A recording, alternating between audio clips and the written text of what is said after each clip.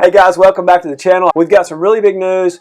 Norman is the winner of Lily's Apple AirPod Pros. Congratulations, Norman. Thank you so much. You're very welcome. Thank you for all the comments and the support on the channel. It's such a pleasure to meet you in person after seeing and responding to you. It's great to have you. Today we've got Norman Kurata, all the way from Honolulu, Hawaii, where he and his wife live. He was actually born in Hawaii and he has 2 rentals. Aloha, everybody. Norman's handle on YouTube is Boiled Nuts. But I wanted to bring Norman on to talk to him about his experience with being a real estate investor. Let's kind of start from the beginning. Tell us how many units you have, and then maybe tell us a little bit about how you acquired them. I have 2 rentals and my primary residence. It was a progression. My first rental was my former residence, and my second rental was actually purchased for the purpose of having my brother-in-law live there. And eventually he moved out and I put that on the market. It's been a pretty exciting journey, I would say. So you have 3 actual properties, and are all of them single family homes, or was the second one you bought for your brother-in-law living, was that actually a condo or a townhouse? Well, my first property, my original residence was a townhouse. Oh, okay. And my property I bought for my brother-in-law was a condo unit. It's like a mid-rise type of place. Interesting. So you have a pretty big HOA there and HOA fees. Yeah, maintenance. Actually, on both units, I have HOA and maintenance fees. Are those pretty substantial for either of those units? Well, not for Hawaii, but it might be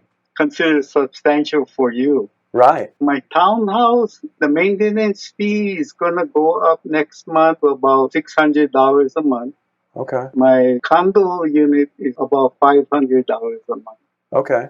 I've had a couple of flips that I did in kind of a high rise. It was about 15 stories, and so I had some fees I had to pay that included utilities. What kind of rent are you getting on these 2 properties of yours? The townhouse, it's a 2-bedroom townhouse, 1,200 square feet. I'm getting $1,950 a month. Wow, okay. And my 1-bedroom condo unit, I'm getting $1,500 a month. Mine are in that kind of range too. I bet my average rental is maybe $1,600 or something like that, ranging from probably around $2,000 down to about $1,000 on my residentials, that is. Hey, do you mind me asking you kind of roughly what kind of ballpark you think that each of these might be worth? You mentioned when we corresponded earlier that the Hawaii market is just a very different market, and the average home price is north of $1 million. Is that right? The median price is over $1 million right now for a single family home. Wow, okay. And the median for a condo is $500,000. And my 2-bedroom townhouse, I think at present the value would be around $550,000. Okay. And my 1-bedroom condo unit would be about $350,000. Is your former residence a 2-bedroom, 2-bath? The townhouse is 2-bedroom, 1.5 bath. So aside from these, then you have a residence that you live in. How long have you owned these first 2 properties and then your third one that you live in? I bought the townhouse in 1995. The condo unit I got in 2010, and my current residence, I got that in 2013. So would you say you've made a lot of appreciation over these years? Considering the time, it's not crazy like what's happening on the mainland. So my townhouse, I purchased at $245. That was in 1995. Currently, it's about double that. My condo unit, we bought that about $250,000.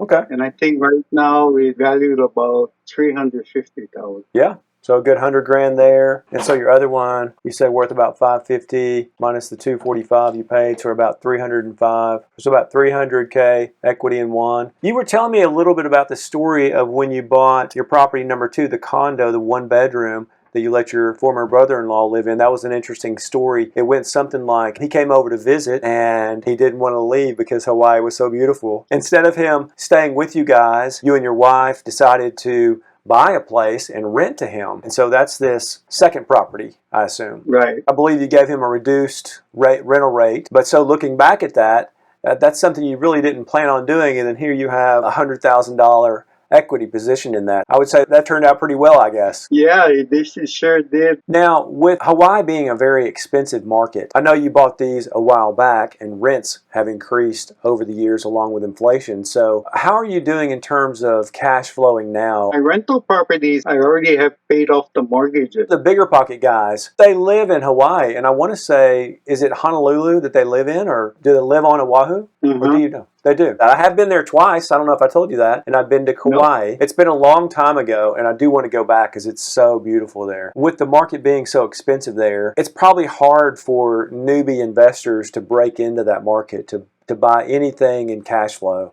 Is that a true statement? Yeah, it's very hard. I can't think of a major buyer purchasing anything in Hawaii. I guess if you see activity regarding investing in real estate in Hawaii, is it more of people trying to flip a house or build a new house? What's popular these days in Hawaii in the housing market? I would say that most of the purchases are for their primary residence, and sometimes even like maybe family getting together to make the purchase instead of, like a husband and wife or something like that, where they get, other relatives or parents involved. There are a lot of famous people or wealthy people that like to have a house in Hawaii. Is that true? I think Steve Case, the former owner of AOL, he has a lot of land on Kauai. Well, it's beautiful. And I want to say, from my memory a long time ago, Kauai was the wettest spot on earth. Does that ring a bell? Yeah, there's a mountain peak on Kauai. It has several 100 inches of rain every year. And the thing I remember about Hawaii was it would rain almost every day, but it would go away and then be beautiful every day. Is that how it is, or how's my memory? Well, yeah, most of the time it's like that. The rain comes and goes. The rain doesn't last long. It seems like every plant flowers and blooms and is beautiful. Yeah, there's a lot of flowering plants here. It's a nice place to be. Let's go back to your first property for a second. It was your former residence, and then you turned it into a rental. Tell us about that. Why did you do that? Were you trying to sell it, but you couldn't? Or you just rented it to a family member? Or how did you turn that from living in it instead of selling it and turning it into a rental? When I first bought that property, I had two small sons, young children, and it was like a two-bedroom townhouse. And as they grew, we needed the extra room, because we had both of them staying in one bedroom. Eventually, we had to find a bigger place. Our family moved out completely, and then we just decided to rent it. My wife didn't want to sell the property. So in order for us to keep up with our mortgage payments on the new property, we had to rent it out. So you became a landlord on purpose, and you decided to hang on to it. You thought, we'll make some money over time if we hang on to it and rent it instead of just selling it. Yes. Well done. Hey, if you had to do that over again, would you? And if so, why? Yeah, I probably would, but I would do it at a much younger age. I would start as soon as possible, in